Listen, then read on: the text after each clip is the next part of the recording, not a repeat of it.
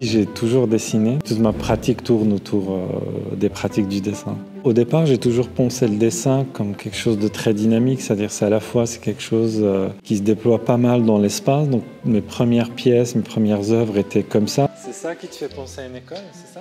Si on regarde bien, là, ça fait minuscule. Ah oui, oui, ça fait écran, bien sûr. Et tout ça, c'est des dessins préparatoires de plusieurs choses. J'ai toujours eu cette trame du dessin comme forme documentaire, c'est-à-dire qu'elle est à la fois mise en scène, à la fois en interaction avec des choses, des objets. Ça peut être de l'animation aussi. Après, plus tard, les compositions dessinées comme ça, disons plus classiques, sont arrivées un peu plus tard. J'ai toujours été attiré par la confrontation entre comique et tragique, un attrait pour l'absurde, pour la photographie surréaliste et surtout pour la photographie de presse. Et cette idée est venue comme ça, au fur et à mesure, de faire des scènes qui ont très peu de chances de se produire. Des dessins de maquettes absurdes, par exemple la maquette d'un incendie.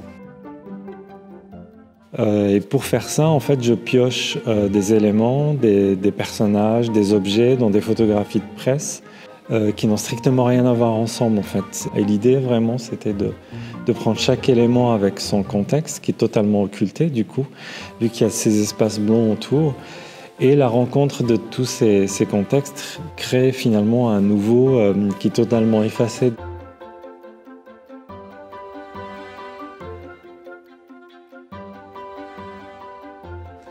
Je l'ai jamais vu comme ça. C'est vrai qu'il fait comme un cœur.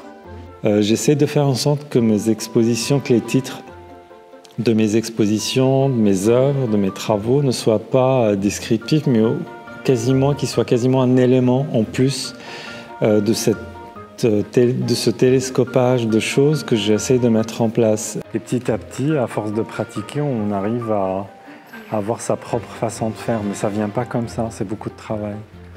Il y a une partie de la littérature algérienne francophone que j'aime beaucoup parce qu'on retrouve vraiment la manière aussi dont j'ai grandi, c'est-à-dire cette confrontation entre comique et tragique qui est vraiment très présente. Du coup, la violence, elle est là, mais elle n'est pas livrée comme ça, gratuitement, j'allais dire. Dans ma manière de travailler, j'ai accepté le fait qu'il y a toujours une grosse part qui m'échappe. Des fois, on dessine des choses qui nous échappent, on ne sait pas trop pourquoi on les a fait, on comprend plus tard. Mais d'un autre côté, ça me conforte aussi dans ma manière de travailler parce que tout cet espace blanc, toute cette manière de faire est vraiment faite pour qu'on puisse s'y imprégner. Il y avait tellement de devoirs que... Moi, j'ai l'impression... C'est bien. Je n'avais pas soupçonné que j'avais tout ça dans mes dessins, c'est bien.